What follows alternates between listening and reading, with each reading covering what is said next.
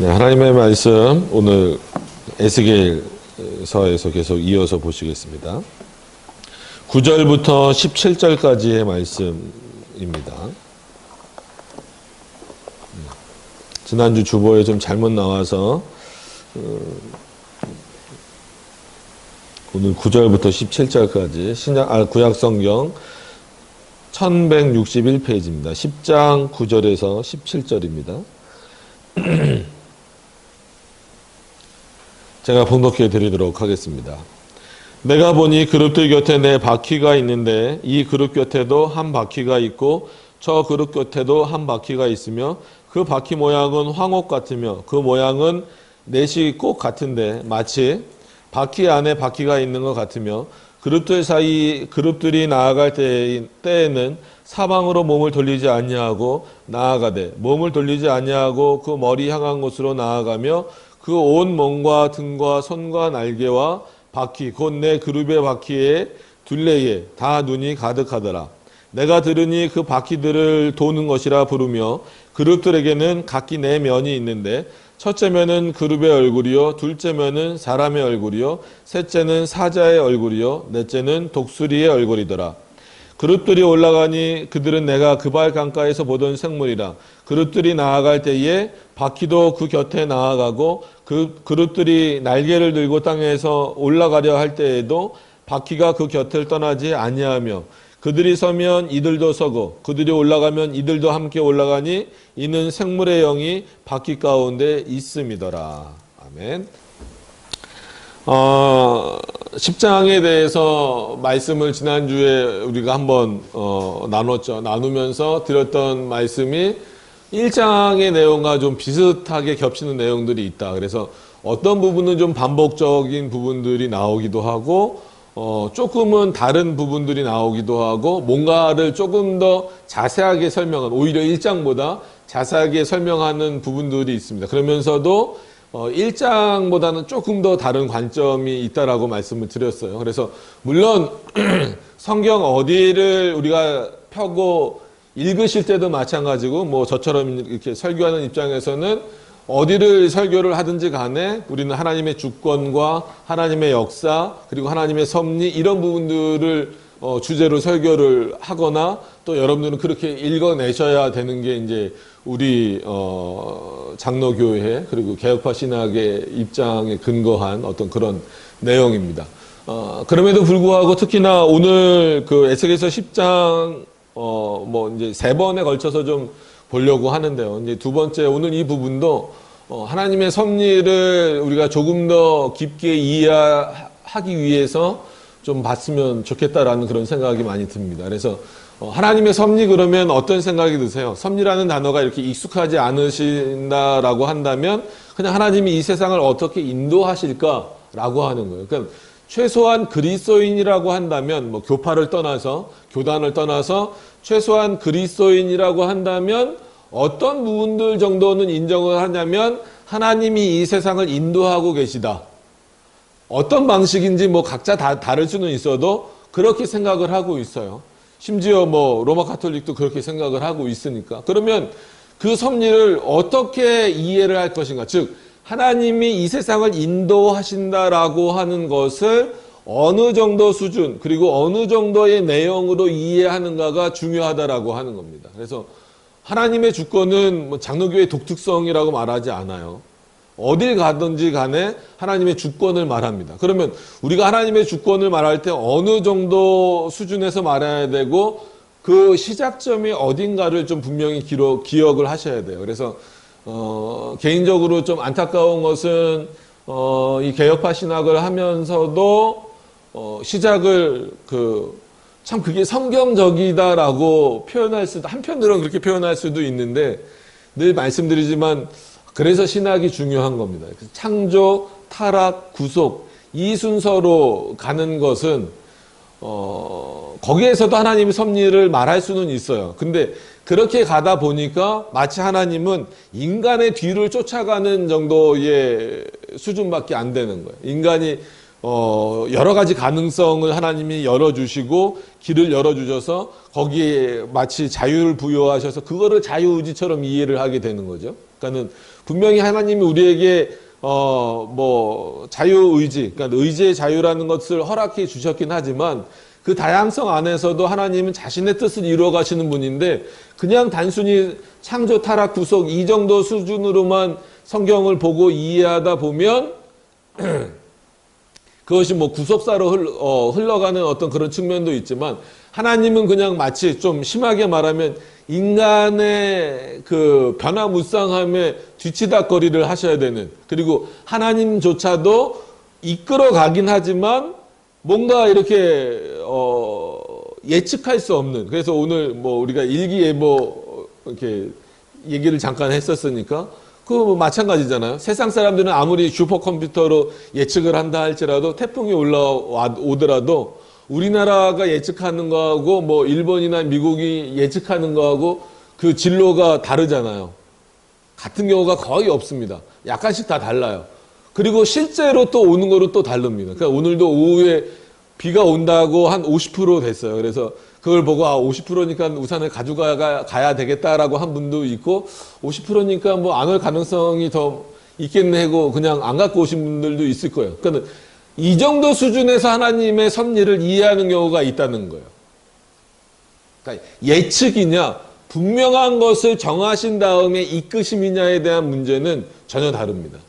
그러니까 하나님의 주권적인 역사의 문제를 그렇기 때문에 창조에서부터 시작하시지 말고 우리는 늘 어디로 끌고 올라가야 된다고 말씀을 드렸어요? 작정. 하나님의 작정. 그리고 우리에게 있어서는 예정에 대한 부분으로 끌고 올라가서 그렇기 때문에 정말 우리에게는 우연도 많이 일어나고 어떻게 보면 갑작스러운, 지난 시간에 표현했던 것처럼 뭐 6.25 사변처럼 갑작스러운 일들이 막 일어나지만 그래서 혼돈이고 혼란이잖아요. 우리들의 삶이 한치 앞을 내다볼 수 없는 어떤 그런 삶이잖아요.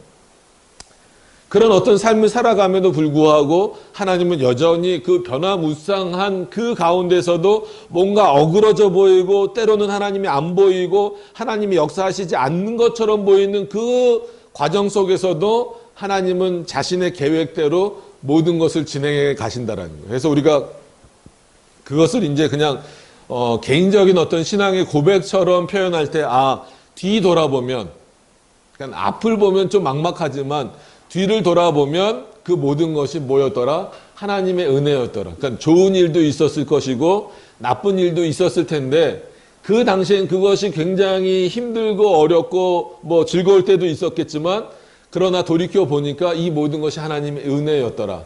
그래서 하나님이 그것을 이기게 해주셨다라는 그 단순한 차원이 아니라 하나님의 뜻이 이런 거였구나. 돌이켜 보니까 지금 돌아와서 보니까 그렇구나라고 하는 것을 깨닫게 되는 거예요. 그래서 에스겔서를 바로 들어가지 않고 이런 말씀을 한 번 더 드리는 이유는 왜냐하면 오늘 본문으로 들어가면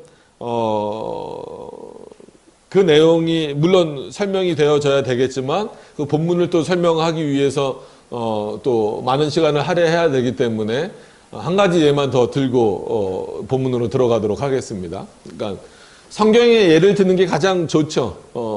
그러니까 예화를 막 다른 걸 들어버리면 그 예화에 그냥 막 묶여가는 경우가 있어서 가장 좋은 성경에 여러 가지 예들이 있는데 그 중에 그 요셉이죠. 그러니까 애굽에 팔려간.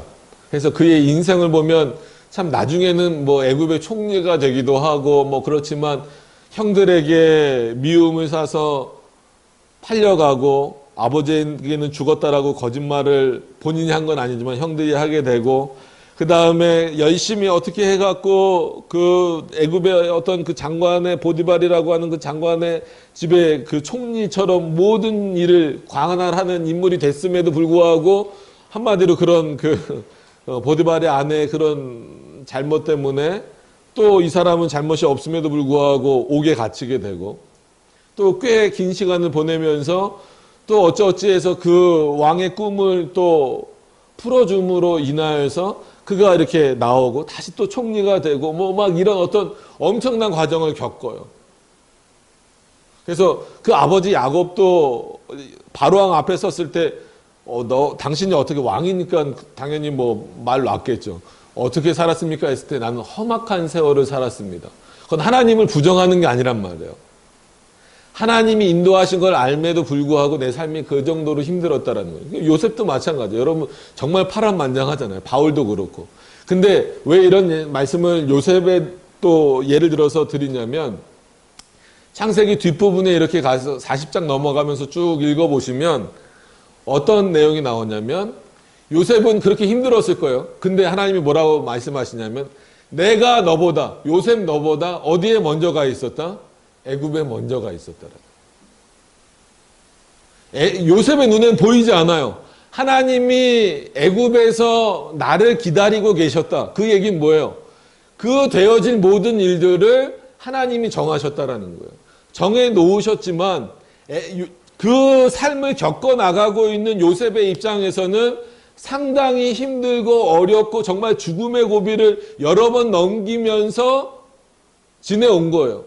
근데 돌이켜 보니까 이 모든 것이 하나님의 은혜였구나라는 그 요셉의 고백처럼 그 고백 이후에 하나님이 뭐라고 말씀하시는 거예요? 내가 너보다 애굽에 먼저 가서 누구를 기다렸다? 너를 기다렸다라는 거예요. 은혜의 내용이기도 하면서 하나님의 섭리를 우리가 어떻게 이해해야 되는지를 분명하게 보여주는 내용이에요. 단순히 하나님이 먼저 가셔서 기다리셨다. 나도 너가 어떻게 될지 몰라. 여기까지 잘 와봐. 난 여기 있을 테니까. 이런 차원이 아니라는 거예요. 요셉에게는 막 우연히 일어나는 일, 그 다음에 억울한 일, 정말 갑작스러운 일, 혼돈스러운 일이었지만 그 모든 과정을 하나님이 친히 그를 붙잡고 가셨다라는 거예요. 뭐에 따라서 창조 타락 구속인 이런 흐름이 아니라 하나님이 작정하신 그 뜻에 따라서. 그래서 한번 우리가 자주 인용할 수밖에 없는 본문이지만 에베소서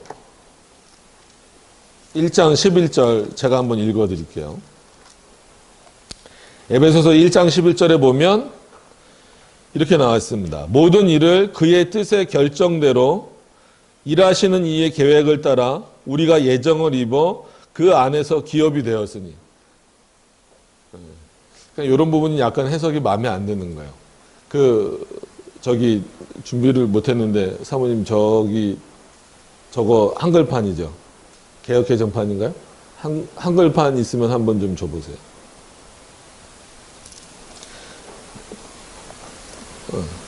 개인적으로 번역해서 제일 마음에 안 드는 부분이 이 에베소서 1장 11절이에요. 한글판하고 어떻게 다른지 좀 한번 들어보세요.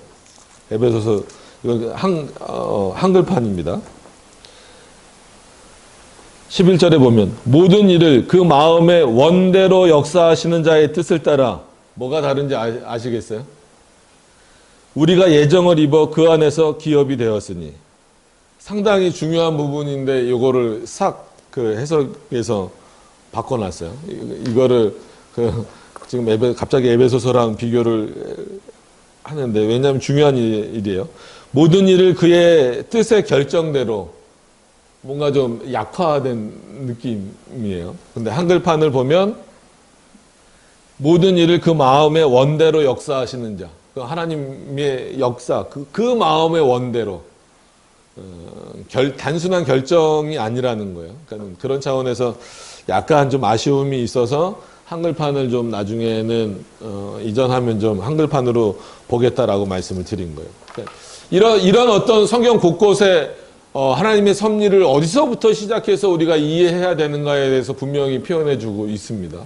자, 그러니까 이런 어떤 좀 사고를 가지시고 오늘 본문을 이해하시면서 들어가는 게 중요합니다. 그러니까 창조 타락 구속으로 시작하시면 안 돼요. 작정부터 시작되어져야 됩니다. 그러니까 창세 전에 하나님의 뜻에 따라서 자신의 마음의 원대로 역사하시는 자의 뜻에 따라서 그 부분이 상당히 중요한 거거든요. 그런 차원에서 요셉보다 먼저 애굽에 가서 내가 기다렸다라는 표현도 나오는 겁니다. 나중에 창세기를 한번 다시 볼 때 그 부분을 이제 우리가 요셉의 역사를 보면서 보게 되면 정말 우리는 감사하며 감격하며 볼 수밖에 없을 거예요. 자, 오늘 본문으로 들어가면서 요 내용을 좀 숙지하시면서 하나님의 섭리를 좀 이해하셨으면 좋겠습니다. 자, 9절부터 좀 보시겠습니다.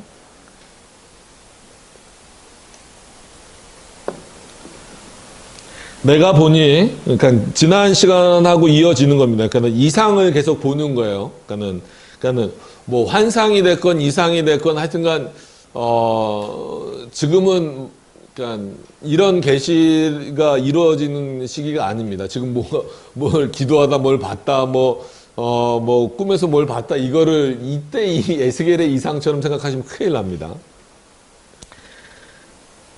내가 보니 그룹들 곁에, 그래서 이제 이건 이제 천사들이라고 보통 우리가 이해하기로 했습니다. 내가 보니 곁에 네 바퀴가 있는데 이 그룹 곁에도 한 바퀴가 있고 저 그룹 곁에도 한 바퀴가 있으며 그 바퀴 모양은 황옥 같으며. 그러니까 이런 부분들을 어떻게 이해하고 해석할 거냐라고 했을 때에는 그냥 바퀴의 특성을 생각하세요. 우리가 1장을 볼 때도 그렇게 말씀을 드렸습니다. 바퀴는 뭡니까? 굴러가는 거잖아요.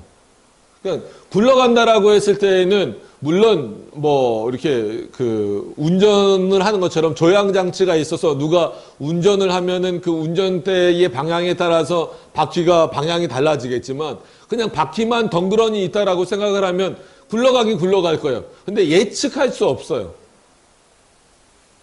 어떻게 보면 이 세상사가 그렇다는 거예요. 인간의 역사 자체가 우리가 예측할 수 없는 방향으로 흘러가고 있다는 거예요. 여러분들 개인적인 삶도 그렇고 우리들의 전체적인 삶도 그렇고 국가의 어떤 그 역사도 그렇고 세계사의 역사도 그렇고 어떻게 보면 그냥 바퀴가 막 굴러가는 것처럼, 그래서 밖에서 보기에는 혼돈인 것처럼 보이고 우연인 것처럼 보이고 갑작스러운 일인 것처럼 보일 수밖에 없다라는 거예요. 그러나 하나님 앞에서는, 그리고 하나님으로부터 그 권한을 일임받은 천사들 옆에 그 바퀴가 움직이고 있다라고 하는 것은 우리가 보기에 우리 눈으로 이 세상의 역사를 보고 또 내 개인적인 역사나 어떤 그 내 과거의 모습이나 앞으로의 불확실한 어떤 그 미래를 예측해야 되는 어떤 그런 상황에서는 참 이 바퀴가 어떻게 돌아갈지 나도 잘 모르는 상황이란 말이에요. 그럼에도 불구하고 하나님은 그 그룹 곁에서, 즉 천사들 옆에서 그 바퀴가 돌아가도록 하셨다는 거죠.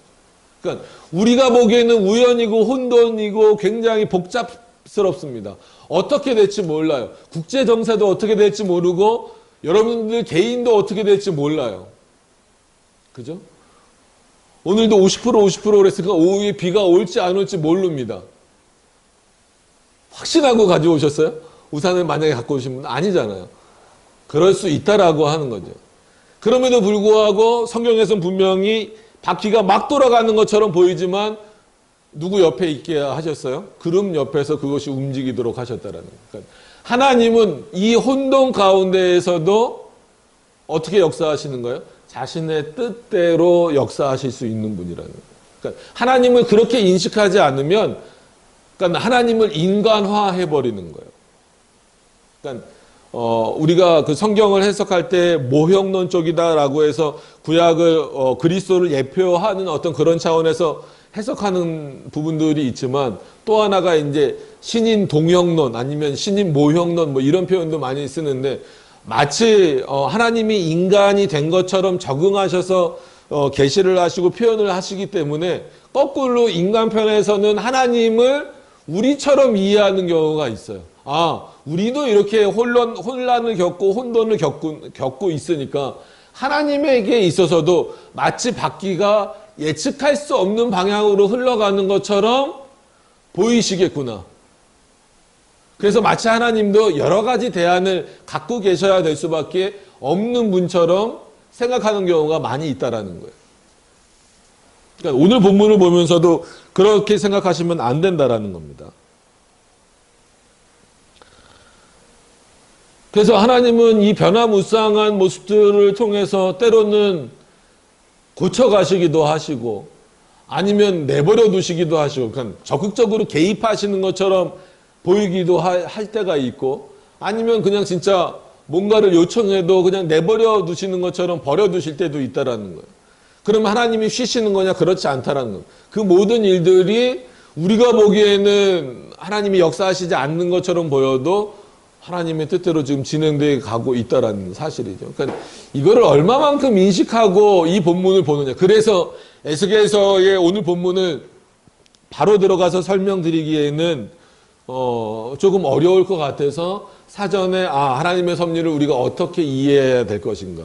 그러니까 최소한 그리스도인이라고 한다면 섭리라는 말을 쓰지 않는다 할지라도 하나님이 우리를 이끄십니다라는 표현은 충분히 쓴다란 말이에요.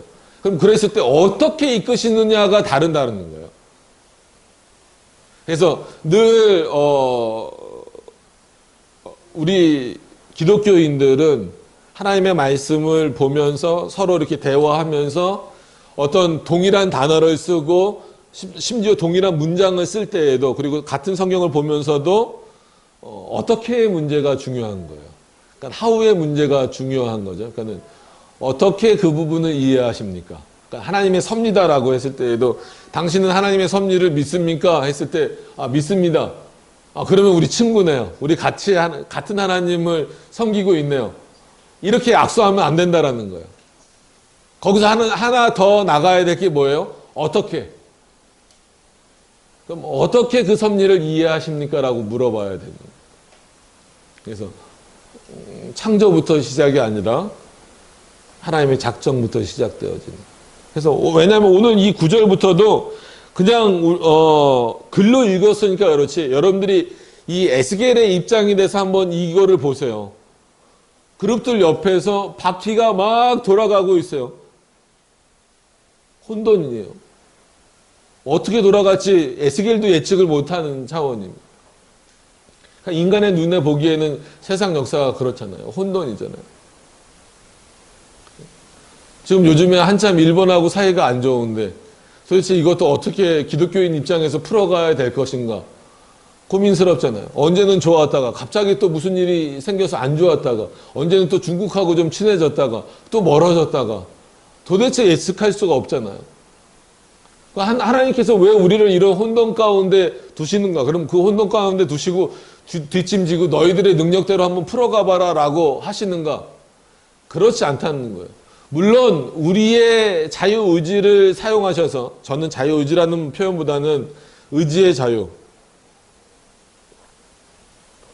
그래서 이제 칼빈에 대해서는 너무 많이 나와서 그런지 몰라도 요즘에 한참 이제 쯔빙글리하고 루터에 대해서 책들이 많이 나오더라고요. 그래서 루터가 특별히 더 많이 강조했죠. 인간에게는 자유의지라는 용어를 쓸 수 있다, 없다? 없다.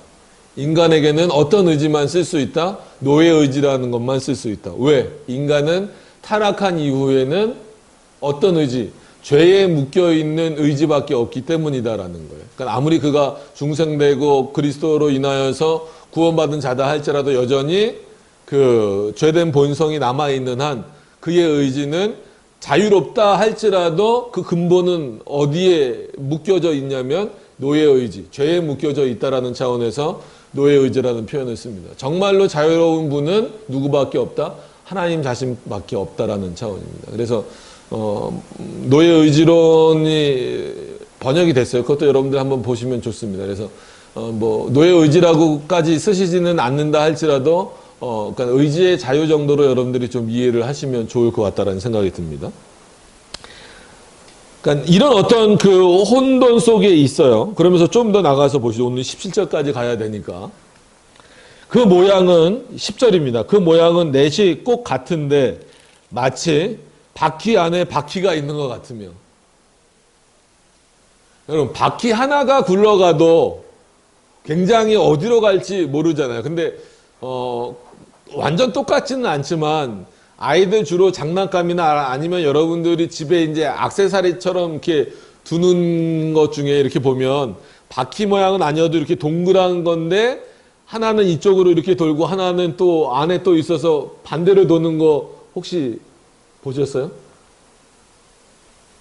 나만 봤나요? 저만 봤나요? 그런 거 있는데 애들 장난감이나 이렇게 원이 있고 원도 그대로 이렇게 이렇게 돌든 이렇게 돌든 돌고 그 안에는 또 따로 이렇게 돌고 그걸 어떻게 보여드릴 수 아실 것 같았는데 뭐 그런 식으로 어떻게 이렇게 돌아가는 거예요. 그러니까는 더 혼돈이죠. 더 혼란이죠. 그러니까는 이 10절의 내용은 바퀴 안에 바퀴가 있다. 그러니까는 우리에게 있어서는 정말 이거는 혼란입니다.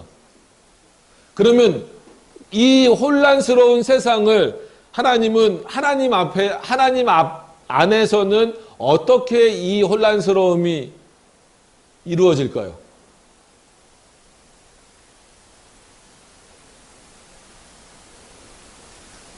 우리에게는 이거는 혼란이고 혼돈입니다. 바퀴 안에 바퀴가 돈다라는 것은요. 그러면 하나님 안에서는 혼돈이 되면 안 돼요. 우연이 되면 안 되고 뭐가 되어져야 돼요? 조화로움이 되어져야 되는 거예요. 우리에게는 우연이고 혼돈이다 할지라도 하나님 안에서는 모든 역사가 조화롭다라고 여러분들이 생각하셔야 되는 거예요. 그렇지 않으면 이 에스겔에게 이런 환상을 보여주실 이유가 없다라는 거예요. 너가 봐라. 이 혼란스럽고 그냥 바퀴가 굴러가도 혼란스러운데 그 굴러가는 바퀴 안에 또 다른 바퀴가 굴러가고 있다라는 거예요. 정말 다양한 일들이 벌어지고 있어요. 다양한 사람들이 살고 있어요. 다양한 문화 가운데 살고 있어요. 누가 봐도 혼돈입니다. 어지러움이에요. 우리가 보기엔 그렇다라는 거예요. 그럼 하나님 보시기에도 그렇게 보여지느냐? 아니라는 얘기예요. 하나님 안에서는 그 모든 것들이 어떻게 되느냐? 조화롭게 움직인다라는 거예요.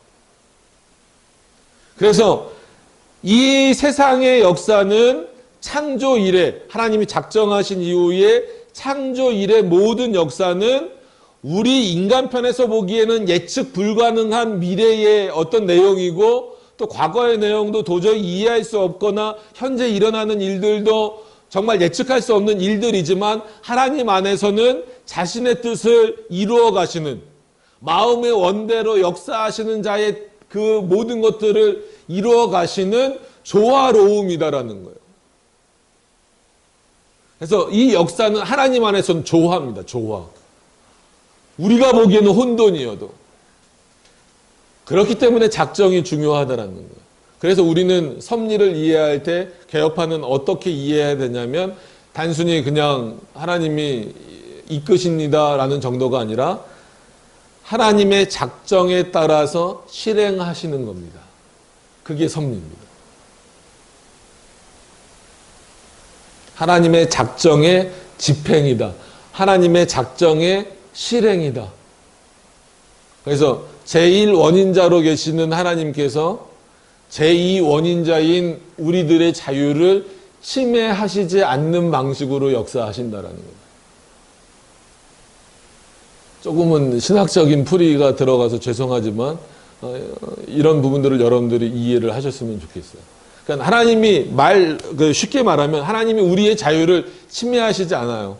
여러분들이 오늘 여기 오시는데 누가 방해하지 않았잖아요. 누가 혹시 방해했습니까? 아니잖아요. 자유롭게 오신 거잖아요. 그럼에도 불구하고 그 자유로움을 누가 사용하시는 거예요? 하나님이 사용하시는 거예요. 하나님의 뜻에 따라서. 단순히 하나님의 뜻에 따라서 그때 변화무쌍한 것에 대처하기 위해서 사용하시는 것이 아니라 이미 정하여진 모든 것들을 이루어 가시는 방식으로 인하여서 하나님이 우리의 자유도 이 모든 세상의 원인들도 사용하시고 이용하신다라는 거예요. 그래서 하나님을 제1원인자, 우리를 제2원인. 그래서 먼 원인, 가까운 원인 뭐 이렇게 표현을 하기도 합니다. 그러니까 이 정도는 이해하시면서 보셔야 돼요. 그래야 오늘 부분이 혼돈으로 보여집니다. 그러나 하나님 안에서는 이것을 조화로 이해를 하셔야 된다는 거예요. 그렇지 않으면 여러분 하나님 앞에서도 이 역사가 조화롭지 않다라고 한다면 우리는 그 하나님 믿을 필요가 없어요. 왜냐하면 우리와 똑같이 하나님도 당황하실 수밖에 없으니까. 그죠? 하나님도 놀라실 수밖에 없으니까. 하나님 안에도 뭐가 일어나야 되니까. 우연의 방식이 일어나야 되고 하나님 안에도 갑작스러운 일이 일어나야 되고 하나님 안에도 사변과 같은 일이 일어나야 되니까. 그러나 하나님 안에는 그런 일이 일어날 수 있습니까? 없습니까? 없다는 거예요. 모든 것이 정해졌다라는 겁니다. 거꾸로 그걸 가지고 시험하면 안 돼요. 그러면 운명론자들이 되는 거예요. 그래서 예전에 그런 실제로 이거는 역사에 있던 논쟁입니다. 그러니까 이렇게 예정론을 설명하고 하나님의 작정부터 섭리를 이해해야 된다라고 설명을 하니까 그거를 이제 어떻게 해서든지 부정하고 싶은 거예요. 참 그게 인간의 어떻게 보면 악함이죠. 내가 자유로운데 내 마음대로 하고 싶은데 하나님이 왜 껴듭니까? 왜 나의 자유를 침해하려고 합니까? 이 생각이 들어버리는 거예요. 여러분, 하나님이 작정하지 않으셨다라면 얼마나 끔찍한 일이 벌어질 것인가에 대해서는 생각하지 못하고, 그죠? 예수 그리스도가 정말 온 세상을 위해서 죽으셨어요. 그리고 누가 올지 몰라요. 여러분들 믿음에 달렸어요. 그럼 여러분 이렇게 신앙생활하면 안 됩니다. 정말 목숨을 걸고 천국 가려고 애써야 한마디로 천국 열차에 탈 거 아니에요. 예? 그럼 예수님은 죽으시고 나서 아무 일도 안 하신 거랑 똑같은 거예요. 누가 올지 기다려야 되는 거예요. 그게 구속의 불완전성이란 말이에요. 그러니까 이런 예정론을 싫어하는 사람들이 실제로 어떤 논쟁이 있었냐면, 역사상 있는 거니까 예를 든 겁니다. 자, 제가 이렇게 펜을 들고 있어요. 이 펜을 하나님이 떨어뜨리기로 작정을 하셨을까요? 아니면 이 펜을 떨어뜨리지 않기로 작정을 하셨을까요? 그럼 이제 대중들이 이제 이렇게 대답을 하는 거예요. 하나님 떨어뜨리실 거라고 작정을 하셨을 것 같습니다. 그럼 안 떨어뜨렸어요. 그럼 저는 하나님의 작정을 깬 거네요. 그럼 또 어떤 사람들이 이제 또, 안 떨어뜨리기로 하나님이 작정하셨습니다. 딱 이렇게 하면서, 난 떨어뜨렸으니까 하나님의 작정을 깬 거네요. 실제로 역사상 이런 어떤 일들이 있었어요. 이게 인간의 본성입니다. 이게 인간의 본성이에요. 어떻게 해서든지 하나님이 뭔가를 정해 놓으시고 그 틀 안에서 우리가 하나님의 역사를 이루어 간다라고 하는 것 자체를 부정하고 싶은 거예요. 그러니까 우리는 웨슬레와 같은 사람들의 어떤 그 말이 진짜 우리의 마음을 움직이고 막 꽂히게 해요. 하나님은 아무것도 결정하지 않으셨다. 지금 당신의 결정이 중요하다. 굉장히 임팩트 있죠. 그러니까 막 사람들의 마음에 막 일명 불을 붙인다 이거죠. 그래? 하나님은 아무것도 결정하지 않으셔서 그렇지. 내가 열심히 한 만큼 얻고 내가 열심히 해야 구원받는 거지. 그리스도가 우리를 위해서 죽으셨어도 아무것도 결정하지 않으셨으니까 내가 얼마나 하나님 앞에 열심을 내는가에 따라서 달라져야지. 그렇지. 그래야 정상이지. 여러분, 세상에서의 일은 그렇게 얻는 게 맞습니다. 열심히 여러분들이 노력한 만큼 진짜 땀을 흘리고 노력한 만큼 얻는 게 정상이에요. 불로소득을 너무 노리지 마세요.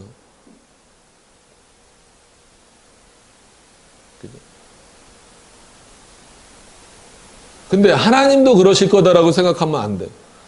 아무것도 결정하지 않으셨으면 그분은 하나님이 아닙니다. 어떻게 전능하심을 얘기할 수 있겠습니까? 자, 오늘 본문을 나가야 되기 때문에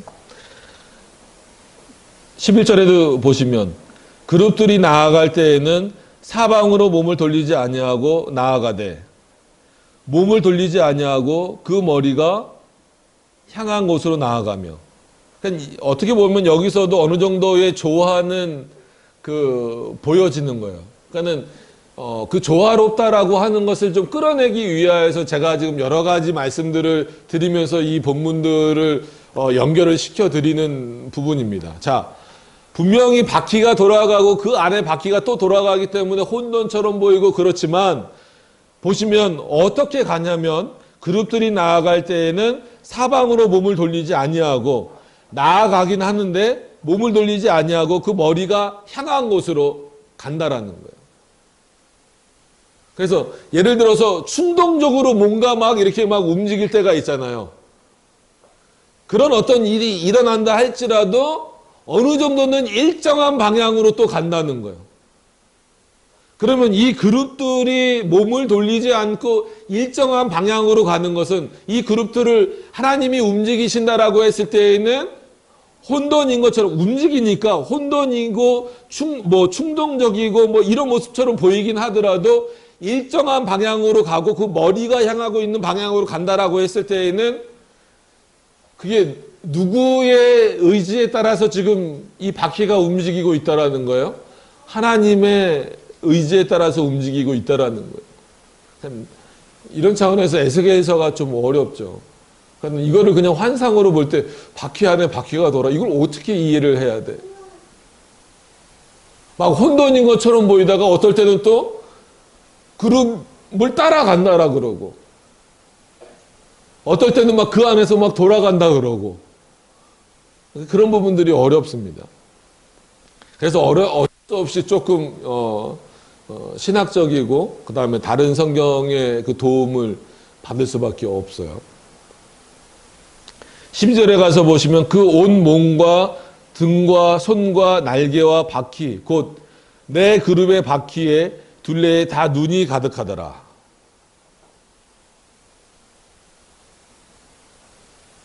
그죠? 온 몸과 등과 손과 날개와 바퀴에 내 그룹의 바퀴의 둘레에 다 눈이 가득하더라.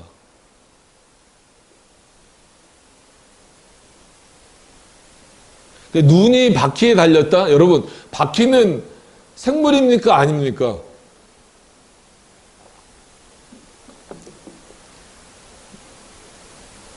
그냥 대답을 안 하기로 작정을 하신 거죠. 바퀴는 생물입니까? 아닙니까? 무생물이잖아요. 어떻게 바퀴가 생물이 될 수 있어요? 그죠?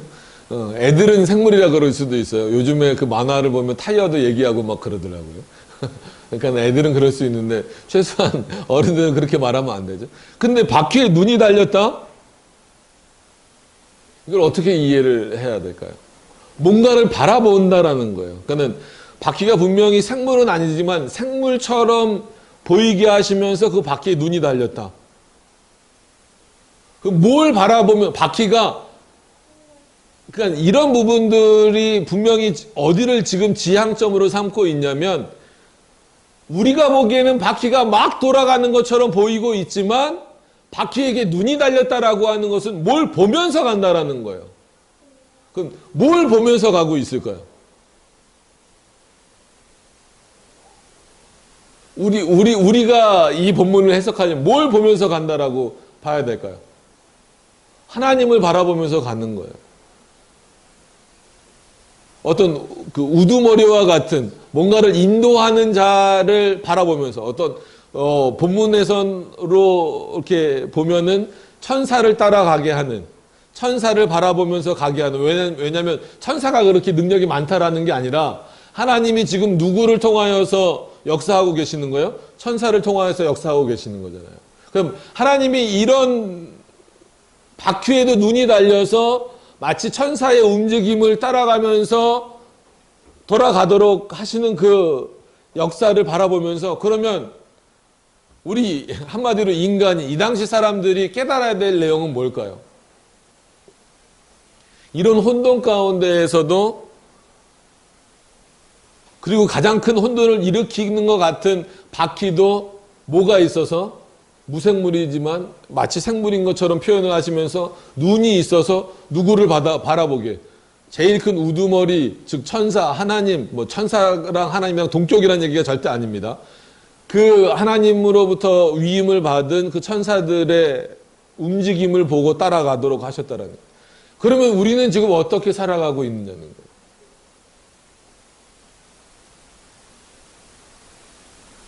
그냥 무조건 혼란스럽다라고 말하지 말고 혼돈스럽다라고 말하지 말고 너희들은 너무나 충동적이지 않느냐 이거예요. 인간은 오히려 더 그래요. 하나님을 더 바라보게 만들기 위하여서 하나님이 자신의 형상대로 우리를 창조하셨음에도 불구하고 이스라엘의 죄의 깊이가 더해가면 더해갈수록 우리에게 주어진 이 눈이나 실제적으로 보는 눈이나 아니면 영적인 눈이나 하나님을 바라보질 못하는 거예요. 뭐 마음속에 있다고 표현을 해야 될 수밖에 없겠죠. 이 마음속에 있는 영적인 눈이 하나님을 올바로 바라보지 못하면 겉에 보이는 이 모습도 화려한 것만 찾아요. 보기 좋은 것만 찾아요. 우리 눈에 즐거운 것만 찾아요. 그게 음악의 형태에서도 그렇고 문화의 형태에서도 그렇고 세상 사회 모습에서도 그런 모습으로 나타나는 거예요. 그래서 하나님이 우리에게 율법을 주셨잖아요. 율법을 주신 이유도 우리가 율법주의자가 되라는 게 아닙니다. 율법의 제1기능은 여전히 지금도 남아있어요. 우리가 율법을 이렇게 사명도까지 나눠서 하다 보니까 마치 지금은 율법의 사명도 해갖고 율법을 이렇게 자발적으로 적극적으로 지키면서 하나님의 뜻을 이루어가는 어떤 그런 십계명의 차원으로만 이해를 하는데 율법의 제1계명 제1계명이란다. 제1 한마디로 그 원인은 뭐예요? 이렇게 원인이 된다. 그걸 뭐라고 표현을 해? 갑자기 제1 뭐라 그래야 될까요? 갑자기 단어가 왜 안 떠오르는 제1용도, 용법. 제1용법은 뭐, 용도는 뭐예요? 죄를 드러나게 하는 방식이잖아요. 그럼 하나님이 우리에게 율법을 허락하셔서 죄를 드러나게 하신 이유는 뭘까요? 그만큼 우리가 하나님의 말씀을, 하나님의 뜻을 바라보지 못하고 있는 거예요. 혼돈스러운 것처럼 돌아가고 있는 이 바퀴조차도 지금 누구를 향하게 하고 있는데, 하나님을 향하게 하고 있는데, 너희들은 왜 나를 바라보지 못하느냐는 거예요. 여러분, 우리가 하나님을 바라보지 못하고 있는 것조차도 뭐가 깊어지고 있다라는 거예요? 죄악이 깊어졌다라는 거예요. 세상사가 그렇다라는 거예요. 그래서 말씀을 늘 드리는 것처럼 우리는 살아가면 살아갈수록 죄를 쌓기만 해요. 날마다 덮어주신 그 쌓아진 죄를 덮어질 만큼의 하나님의 은혜가 주어지니까 사는 거지. 그렇다고 일찍 하나님의 나라에 가겠다라고 죽여주세요 이러시면 안 됩니다. 그 은혜를 누리면서 사셔야 돼요. 그러면서도 동시에 이 혼돈스러운 세상 가운데에서도 하나님 앞에서는 조화롭고 그 하나님 앞에서는 분명한 뜻을 이루어 나가고 있는 이 세상 가운데 있다면 우리가 누구를 쳐다봐야 되느냐라고 했을 때 혼돈스러운 이 세상이 아니라 내 자신이 아니라 그 혼돈스러움을 조화롭게 만드시는 하나님을 바라볼 수 있어야 되는 거예요. 우리에게 그런 눈을 믿음의 눈으로 하나님이 선물로 허락하신 거예요. 우리가 돈 주고 산 게 아니고 여러분들이 노력해서 얻은 게 아니라 하나님이 선물로 주신 거예요. 감사하잖아요. 세상 사람들은 그런 눈이 있어요? 없어요? 없어요. 그리스도를 믿지 않는 사람들은 그런 눈이 없단 말이에요. 없기 때문에 여전히 열심히 살아가고 있지만 혼돈 가운데에서 살고 있는 거예요. 예측 불가능한 가운데 살고 있는 거예요. 우리도 똑같지만 그리스도 안에서 평안을 누릴 수 있는 것은 그럼에도 불구하고 내일 일은 진짜 어떻게 벌어질지 모른다 할지라도 이 모든 것이 하나님의 뜻대로 하나님의 계획하심대로 이루어져 가고 있구나라는 그 차원에서 그리스도가 우리를 보호하고 계시는구나라는 그 차원에서 날마다 우리의 죄보다 더 큰 은혜로 그 죄를 덮어주신다라는 차원에서 감사함으로 하나님 앞에 살아가는 거예요. 그런 눈을 갖지 못하면 그냥 세상 사람들과 같은 혼돈 아니면 그런 충동적인 삶을 살아갈 수밖에 없습니다. 어떻게 보면 에스겔에게 지금 이런 어떤 모습을 보여주시면서 한편으로는 굉장히 혼돈스러움과 또 한편으로는 그럼에도 불구하고 뭔가 질서가 있고 뭔가 이렇게 통제되어져서 나가는 것처럼 보여지는 그 환상을 보여주시는 이유가 뭘까를 여러분들이 한번 생각해 보셔야 된다는 거예요.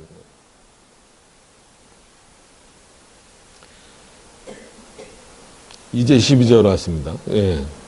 좀 빨리 가죠. 13절입니다. 내가 들으니 그 바퀴들을 도는 것이라 부르며. 누구에게 들었을까요? 당연히 하나님의 말씀이겠죠. 그죠? 그러니까 어떤 방식으로 들려졌는지는 몰라요. 그 바퀴들은 도는 것. 당연히 바퀴는 도는 거죠. 근데 이거를 왜 들었다라고 표현을 했을까요? 또 말씀드리지만 우리에게는 우연이지만 하나님에게는 의도와 목적이 분명히 있으신 움직임이라는 거예요. 역사하심이라는 거예요.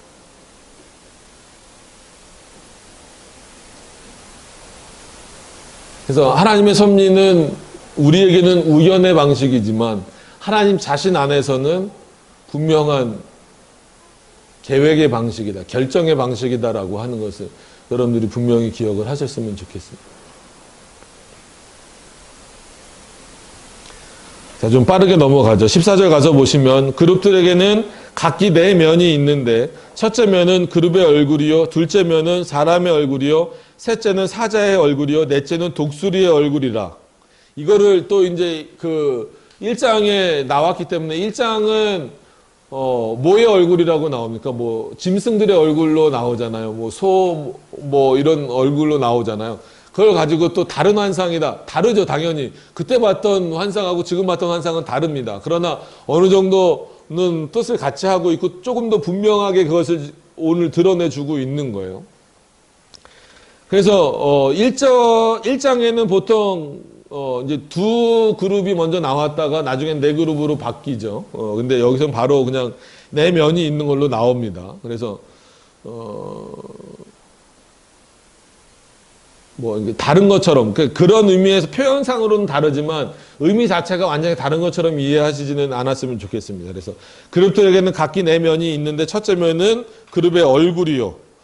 그죠? 그러니까는 천사가 얼굴이 실제 있지는 않잖아요. 근데 그렇게 이제 보여지는 거고, 둘째 면은 사람의 얼굴이요, 셋째는 사자의 얼굴이요, 넷째는 독수리의 얼굴이라. 그러니까는 하나님이 그런 권능을 천사에게 일임하시고 부여하셨다라는 거예요.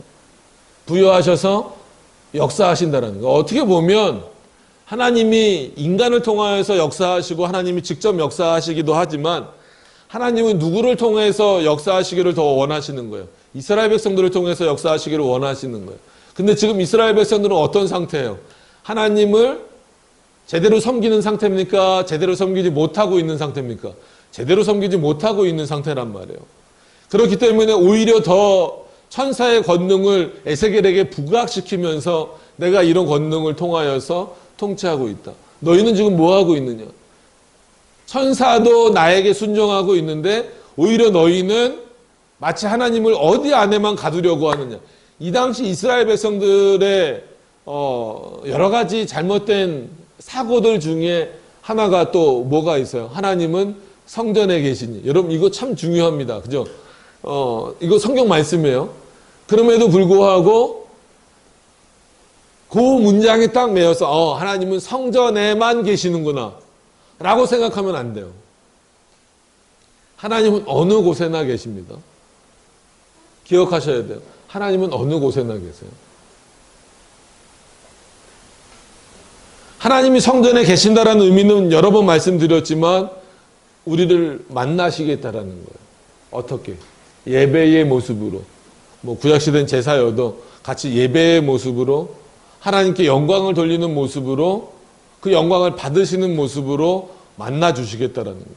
근데 이스라엘 백성들은 마치 하나님은 성전에 갇혀 계신 분처럼 이해하고 성전 밖에서는 자기네들 마음대로 살아가고 자기네들 충동적으로 살아가고 하나님을 바라보지 못하고 살아가는 그 모습들을 볼 때 오히려 하나님은 더 천사들을 통하여서 분명히 자신의 뜻을 이뤄가는 방식으로 그렇게 역사하시는, 마치 사자의 권능, 독수리의 그런 권능을 천사에게 부여하셔서 일하시게 하시는 것처럼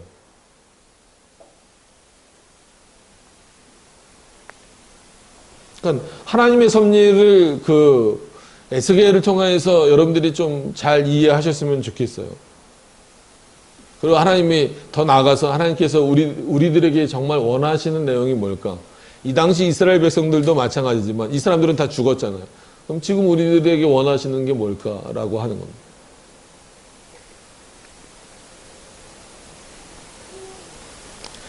자, 15절로 넘어가서 보시면 그룹들이 올라가니 그들은 내가 그발 강가에 보던 생물이라. 그냥 이건 그냥 생물로 보시면 돼요. 그러니까 하나님이 이렇게 그 환상이니까 이걸 가지고 또 너무 이상한 해석으로 가시면 안 됩니다.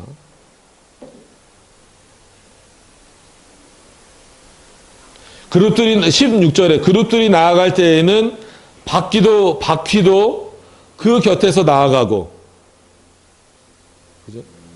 이게 이제 질서라고 말씀을 드렸어요. 하나님이 세워놓으신 질서. 하나님 안에는 우연이 없다. 제가 오늘 이 말씀을 계속해서 반복해 드리는 게 우리와 가장 충돌되는 부분이 그거예요. 우리에게는 우연적인 일이 많아요. 많을 수밖에 없어요. 예측할 수 없기 때문에. 그래서 때로는 그 우연을 피하기 위해서 별걸 다 하잖아요. 그러니까 한국 문화에 굿을 하는 이유도 뭡니까? 어떻게 보면 그런 우연, 나쁜 일들을 없애기 위해서 하는 거예요.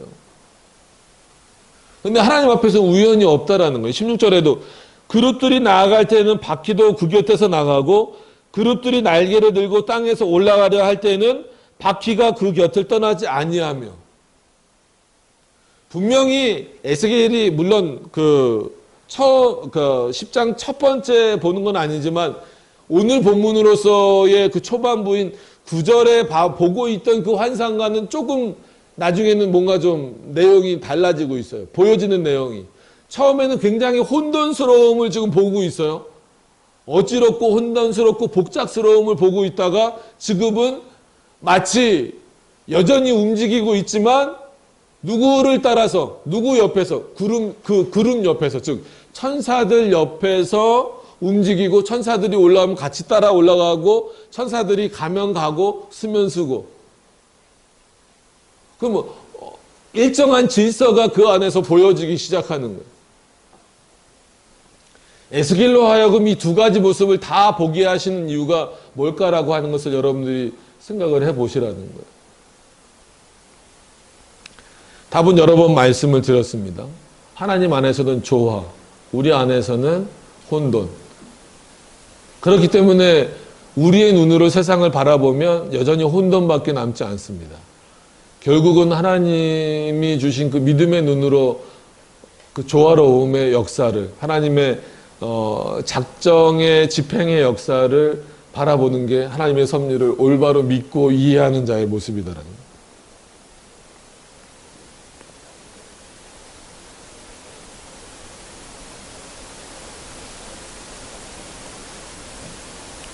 그러니까 어떤 면에서는 우연적인 일이나 그 맹목적인 모습이나 이런 모습들이 하나님 안에서는 나타날 수 없다는 거예요. 즉 천사들의 모습과도 나타날 수 없다는 거예요. 그러니까 사람과 천사만 비교해 보더라도, 그죠? 오늘 이제 하나님이 이제 그룹들이라고 해서 이제 천사를 대표해서 일하는 모습으로 이게 이상을 보여주시니까, 그러면 최소한 천사만 하더라도 충동적이지 않습니다.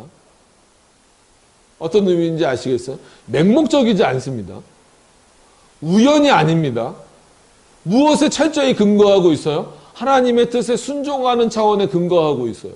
충동적일 수 없어요. 맹목적일 수 없어요. 왜? 천사는 뭘 알고 있으니까. 하나님의 뜻과 하나님이 나에게 명령하신 내용이 뭔지를 알고 있으니까. 그것에 따라서 순종하고 있는 거예요. 근데 우리는 왜 우연적이고 맹목적이고 충동적일까요? 하나님이 우리를 더 훌륭하게 지어 놓으셨음에도, 창조하셨음에도 불구하고 왜 그러셨을까요? 왜 그럴까요? 우리의 눈이 뭐로 오염되어 있기 때문에, 죄로 오염되어 있기 때문에, 그리고 이 당시 사람들의 죄악의 깊이가 그만큼 깊기 때문에, 지금도 마찬가지입니다. 왜 많은 사람들이 우연에서 못 빠져나오고 맹목적인 믿음이면 믿음 이런 일에서 못 빠져나오고 충동적 신앙에서 못 빠져나오는 이유가 뭡니까?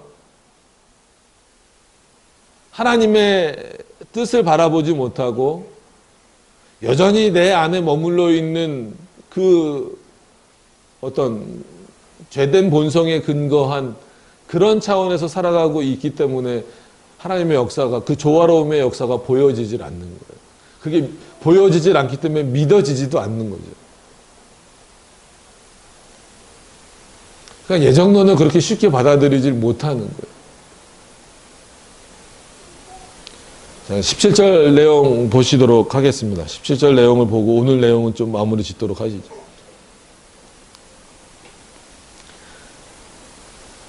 마지막 절이니까, 오늘 본문에서 마지막 절이니까 함께 한번 읽어보도록 하겠습니다. 자, 다시 한번 집중도 하실 겸 해서, 자, 17절 다시 시작. 그들이 서면 이들도 서고 그들이 올라가면 이들도 함께 올라가니 이는 생물의 영이 바퀴 가운데 있음이더라. 아멘. 이거는 물론 생물의 영을, 그러니까 바퀴에 생물의 영을 하나님이 부여하셨다. 그러니까 환상이니까 가능한 거예요. 실제로 그렇게 하셨다라는 게 아니고, 물론 환상이 아닌 경우도 한 번 있었죠. 나귀의 입을 여셨다라는 것. 근데 그렇다라고 나귀한테 가서 계속 뭔 말을 들으려고 하면 안 됩니다. 그죠? 그럼 여기서 그들이라고 표현된 거는 분명히 천사란 말이에요. 그러면 천사가 선다라는 거는 멈춘다라는 거잖아요. 그러니까 천사가 쉴 수 있습니까? 멈출 수 있습니까? 그러면 안 돼요. 왜 그럴 수 없습니까? 천사는 왜 계속 일해야 됩니까? 하나님의 일을 해야 되니까. 반대로가 아니라 더 확장시켜 보면 왜 천사가 쉴 수 없냐면 하나님이 쉬시지 않으니까. 분명히 기억하셔야 돼요. 근데 뭐가 문제가 되고 오해가 되는 겁니까? 우리가 보기에는 마치 누가 쉬는 것처럼 보여요. 우리에게 일어나는 우연적인 일, 아니면 우리에게 일어나는 뭐 좋은 일은 또 빼버리죠. 아니면 우리에게 일어나는 좀 뭐 불행한 일이라고 할까? 아니면 우리가 원하지 않는 방향으로 흘러갈 때에는 마치 누가 쉬는 것처럼 보이는 거예요. 하나님이 쉬시는 것처럼 보이는 거예요. 여러분, 그렇게 보인다 할지라도 하나님은 쉬지 않으세요. 절대 쉬지 않습니다. 하나님은 졸지도 않으신다 그랬잖아요. 주무시지도 않는다 그랬잖아요.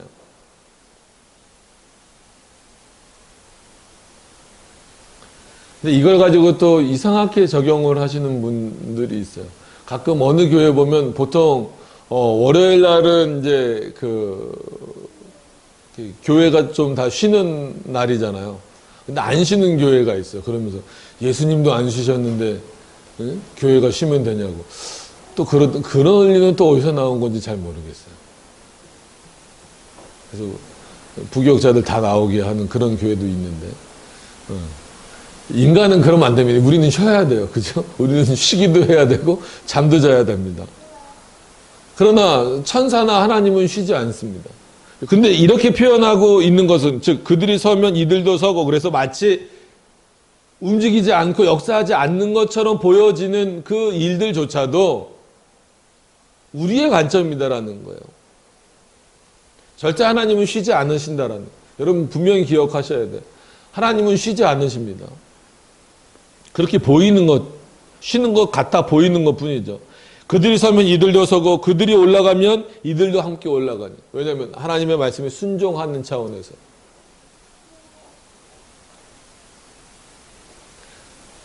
오늘 보면 물론 뭐 다음 시간도 그렇고 계속 보겠지만 천사가 나오는 그런 내용들을 보면 여러분들 천사가 거꾸로 하나님 앞에 뭘 요청하거나 요구한 적이 한 번도 없습니다.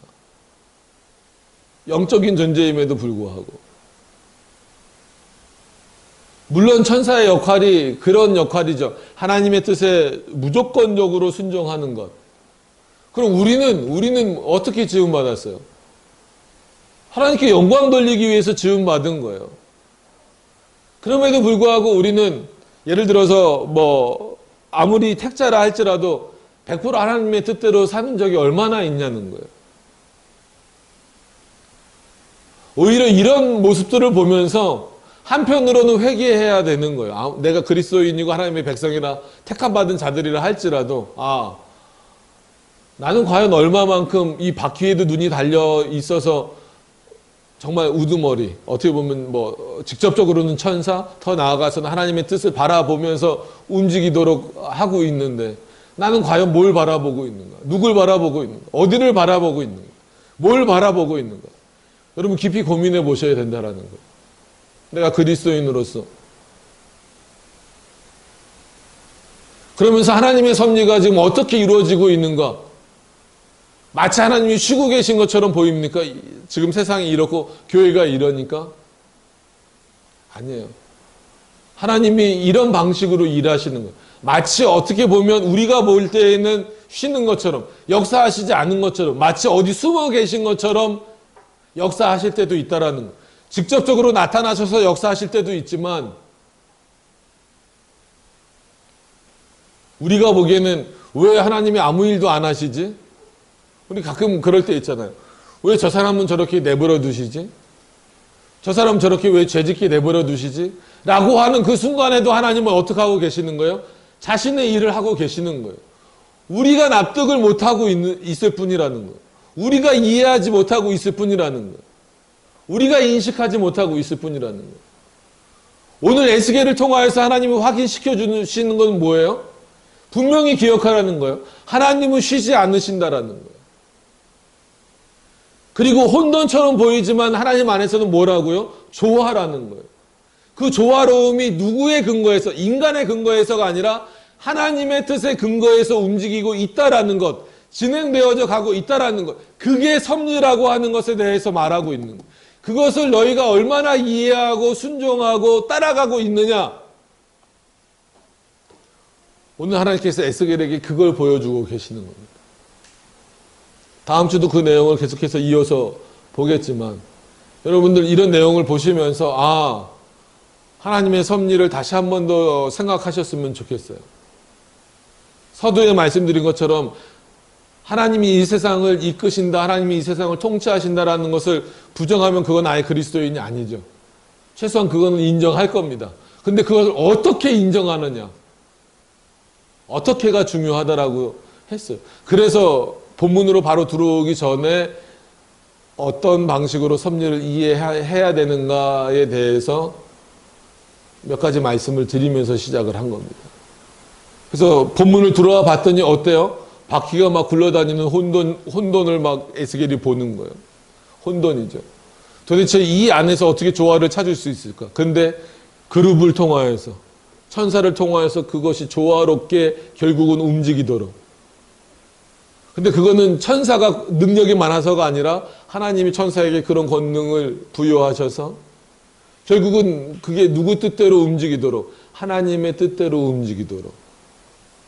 그래서 우리 안에서는 혼돈이지만 하나님 안에서는 이 모든 역사가 뭐라고요? 조화. 왜 그걸 못 바라보고 있느냐는 거예요. 그럼 못 바라보는 이유가 뭐겠어요? 우리의 죄악 때문이다라는. 최소한 우리가 그리스도인이라고 한다면 여전히 물론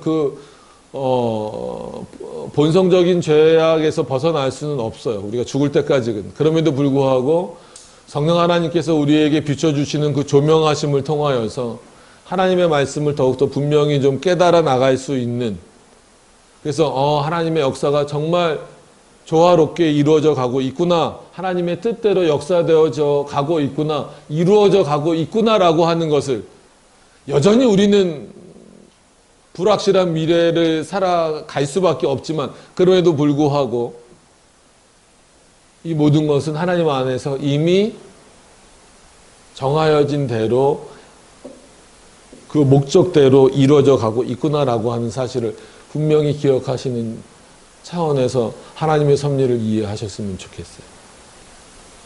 아무것도 결정하지 않은 분이 아니라 모든 것을 결정하시고 자신의 원대로 결정하시고 자신의 뜻대로 그것을 이루어 가시는 다양한 방식들을 사용하실 뿐이지 이루어 가시는 분이다라고 하는 것을 여러분들이 분명히 기억하셨으면 좋겠습니다. 우리 기도하도록 하겠습니다.